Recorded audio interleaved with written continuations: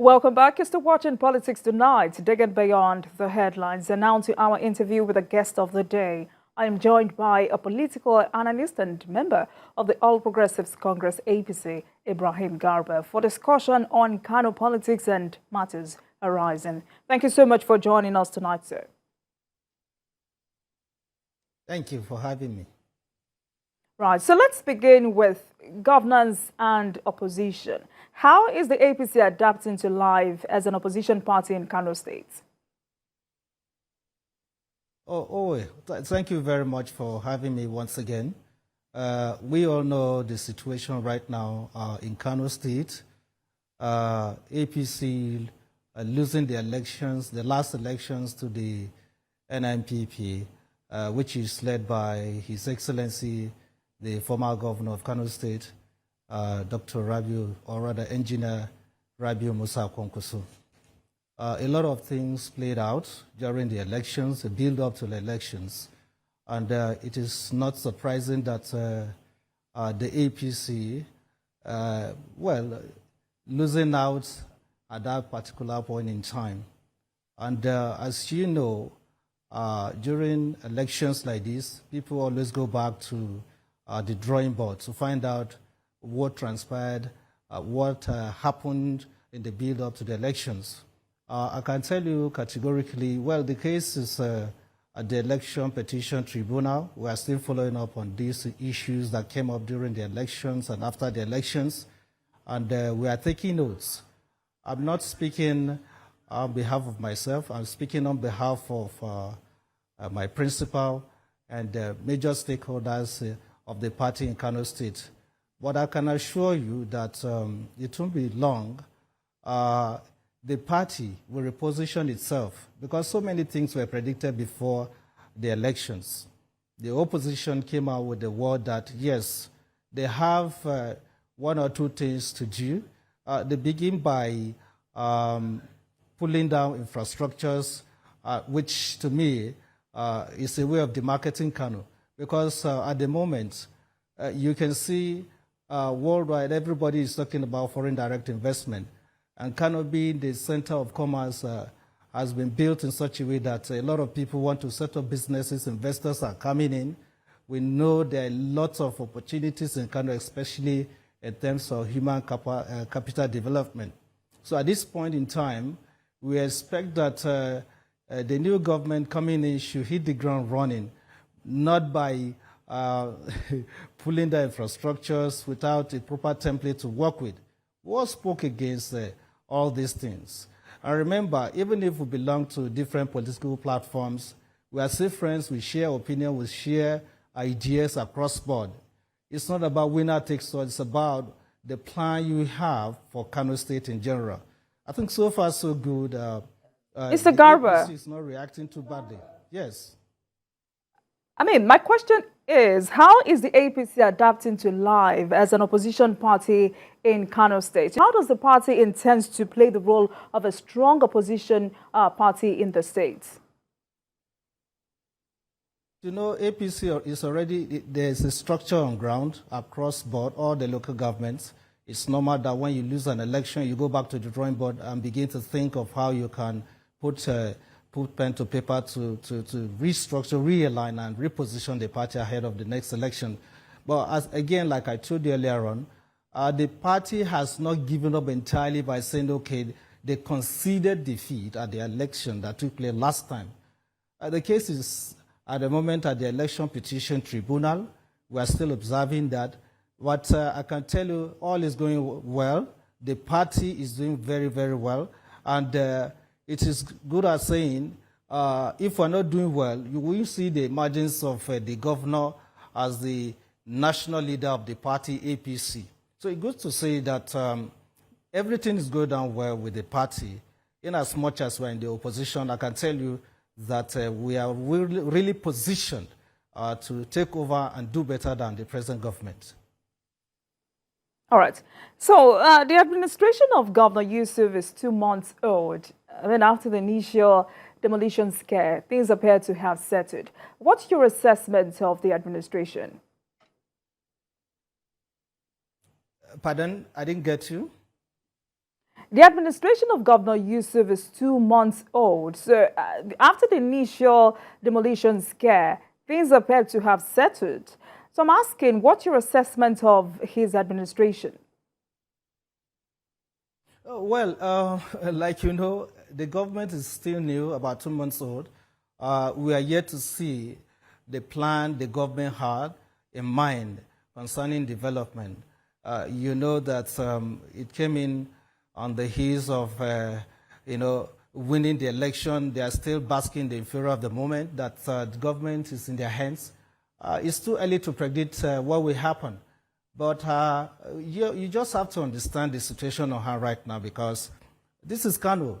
Anything can happen. He is in charge, and people are waiting to hear, or rather, listen to him, what he's going to say.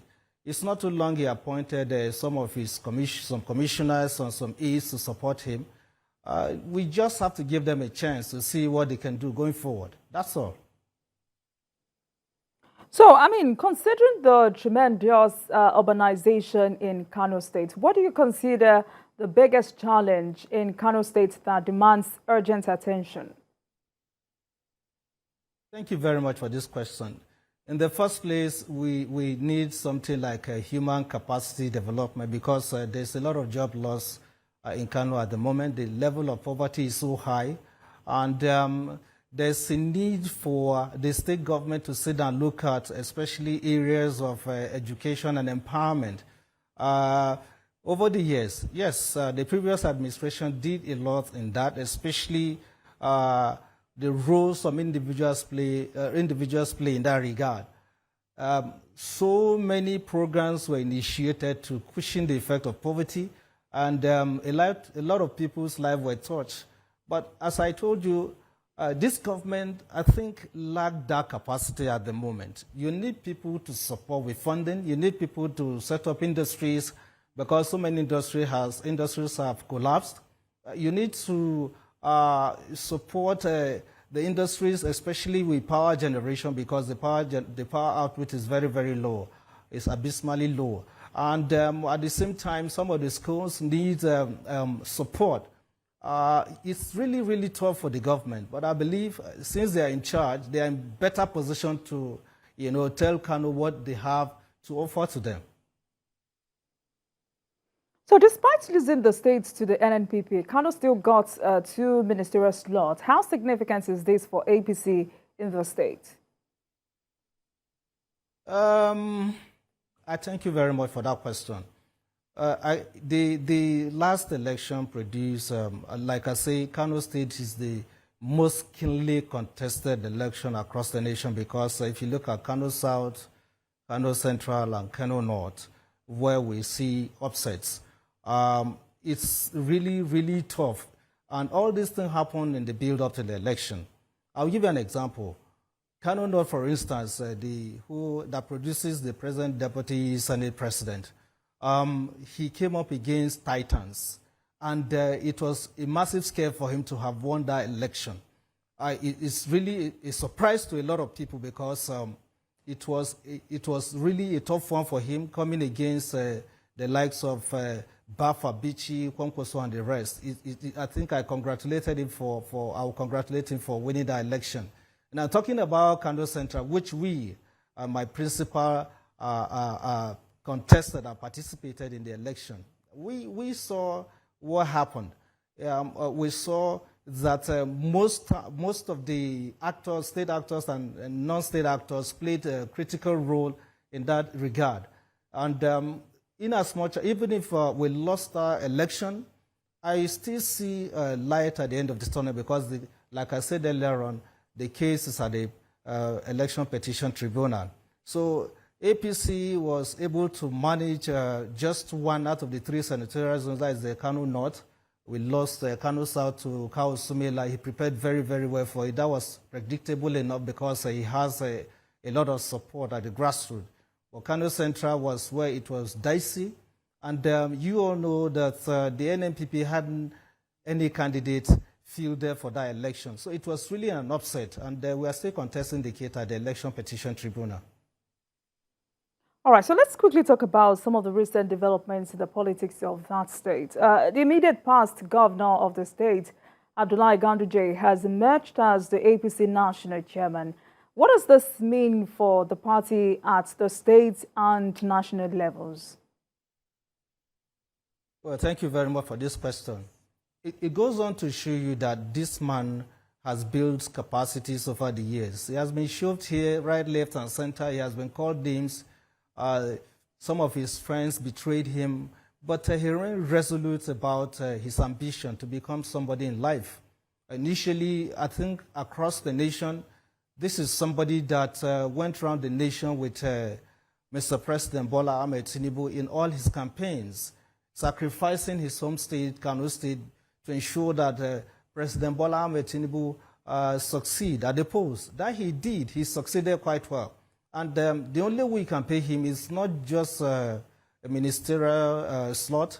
When this issue came about, I felt Ganduje deserved something better than a minister, because among all those that play critical roles during the election, Ganduje, to me, topped the list. So it's not a surprise that he emerged today as the APC national chairman.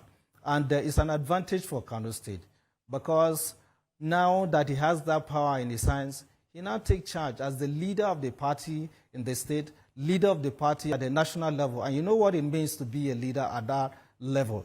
And we are quite happy, and we congratulated him on that effort. And we see Ganduje repositioning the party, because during the last election, APC suffered a lot. And with his wealth of experience, I see surprises ahead of the next election in 2027. APC will win majority of the states again.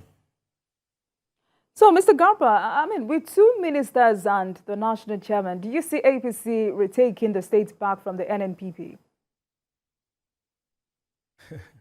Well, thank you. We have two ministers from Kano State, and when the issue came up for mention the other time, remember, a female candidate that was nominated was withdrawn for several reasons. And we have Dr. Maria Bonkure now. We also have Warzo. These are key players in the APC. Well, fine.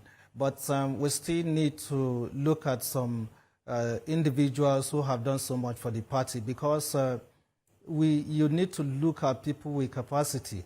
I will make mention of especially someone who came into the party right from the scratch in the build up to the election. Talking about Abdusalam Abdulkarim Zawra. Yes, before coming to join the party, he single-handedly funded the GPN. And we all see how he came in and changed the narratives in Kano politics. It has never been like that.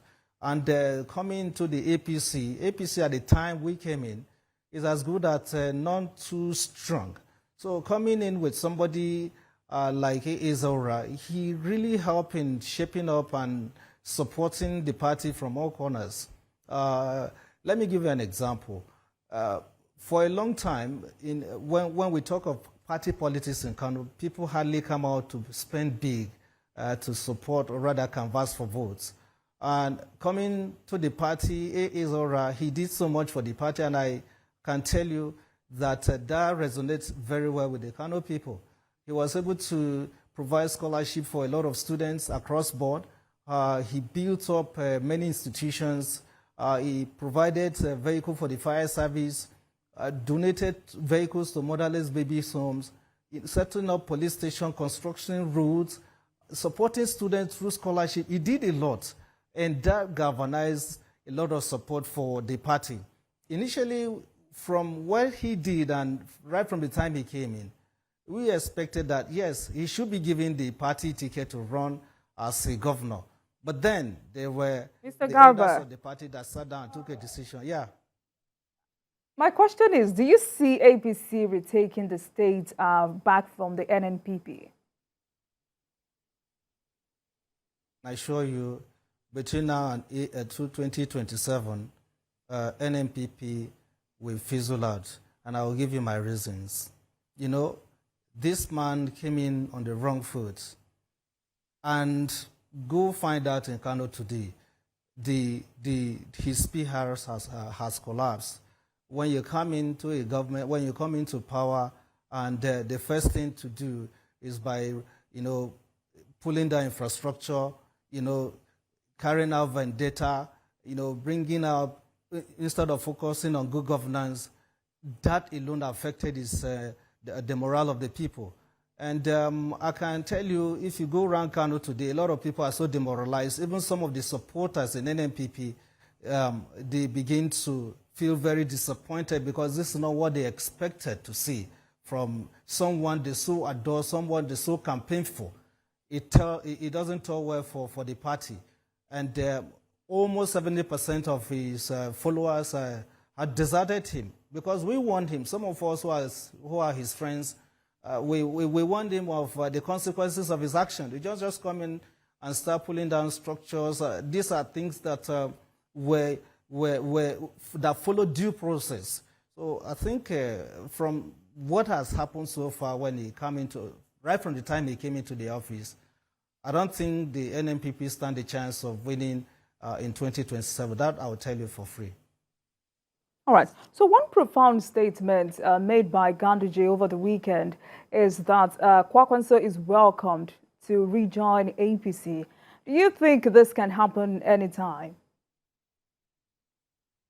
Well, in politics, you can't predict what will happen. Kwakwanso once met President Bola Ahmed Tinubu in France, in which they spent about 4 hours deliberating on national issues. We expected that he should come in, play his role for the Nigerian project. But after that, we all know what happened. Ganduje was not too comfortable with that arrangement because this is a party he knows from the scratch. And this is a party he has spent so much to keep in shape. So Kwakwanso coming into the party at this point, critical point in time, I don't think he's going to augur well for the party because these are two people that flex their ego almost on a daily basis. I don't see two of them working together. I don't see Kwakwanso coming to the party. At least for now, I don't see that happening. So why is it that both Kwakwanso and Ganduje find it hard to forgive one another and work together? Well, it's all about political differences. Kwakwanso is someone that wants to lead. Ganduje is a gentleman. He takes his time to study, evaluate situations before taking his decision. It's not somebody that likes being a boss. It's somebody that has a very good support base. He has a lot of friends that cut across. It's somebody that wants to impose himself on people. Unlike Kwakwanso, that we all know him, is somebody, yes, he's a technocrat, he's good in administration, but most people are not too comfortable with his style of governance. And that is why most people, they feel they should align with Ganduje because it's a team player. All right, so let's move away from that. The Senate has confirmed appointments of 45 ministerial nominees. What's your expectations about the incoming cabinet? The current cabinet of Mr. President? Yes. The incoming cabinet. Or Mr. President or Kano State?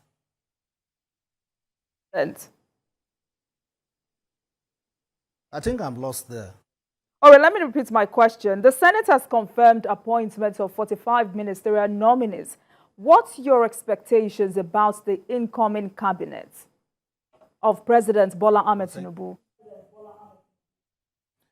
You see, we all know who President Bola Ahmed Tinubu is. He came in with a bag of experience. He has been in government for over 4 decades. So he's not a stranger to governance. From the names and people that were screened by the National Assembly recently, we see quality. Even at that, he still need more support. He still need to dig in deeply to bring in technocrats, people that can help him deliver. Because governance is very, very wide. You need people with capacities to help you deliver. But again, he called the shots. He knows where the shoe pinches, and he knows about the challenges he faces ahead of 2027. I can tell you for free that President Bola Ahmed Tinubu has hit the ground running. He's looking beyond this election towards 2027. I believe the team he has now, especially with the likes of Wiki, El-Rufai, who are coming on board with a bag of experience, I see a new Nigeria that is loading. And I'm very positive about it that President Bola Ahmed Tinubu will deliver and shock Nigerians. I'll let you go. How will you describe the administration of President Tinubu so far? I think it is there for all to see. For someone that dare the devil by removing the subsidy, the fuel subsidy, this has never happened in the history of this country. I commend him for that. Even if we are feeling the pinch, we are paying the price of those who held this country to ransom for so many years. Nobody believed we could come this far. Nobody believed Tinubu could take that decision. Remember before President Buhari left office in last May 29, he made it clear that he wants to remove the subsidy. And so when Tinubu came on board, the first thing he did was, well, let me implement immediately without delay. That is what we want to see in this country today. We need people that have the guts to tell ourselves the truth, people that are focused on good governance, people that have the qualities, people that have the capacity, and Tinubu has all it takes to deliver this country from the rot we find ourselves today. It is a decay. This country has gone through a lot over the years. And this is because people who are entrusted to help deliver this country from the shackles of poverty and unemployment and corruption, they fail to deliver at the highest level. And we all see what happened during the last administration. Buhari did his part. But then there are those I would choose to call cabals who overpowered him. And it's glaring for us, for everyone to see now that after the removal of subsidy, he's saving virtually 400 billion naira every month. If you multiply that by a year, you know how much he has saved. How much is our budget? The last time we did our budget, almost 12 trillion. So if you take 30% of that money and give it to a few individuals, that is robbing the nation. I think he has started on the right foot. I see light at the end of the tunnel. The only thing I want to advise is let him look deeply, because there are so many people that can help him to deliver, especially if you look at the Northwest, where he got a massive vote. I want him to still look deep down and see if he can to reach out to people that help him, that help the party to be where it is today. Thank you so much, Mr. Ibrahim Garba, political analyst and member of the All Progressives Congress. Thank you so much for your perspective on the show tonight, especially on Kano politics. Thank you so much, sir. Thank you. You're most welcome. Thank you very much for watching. That marks the end of today's episode of Politics Tonight.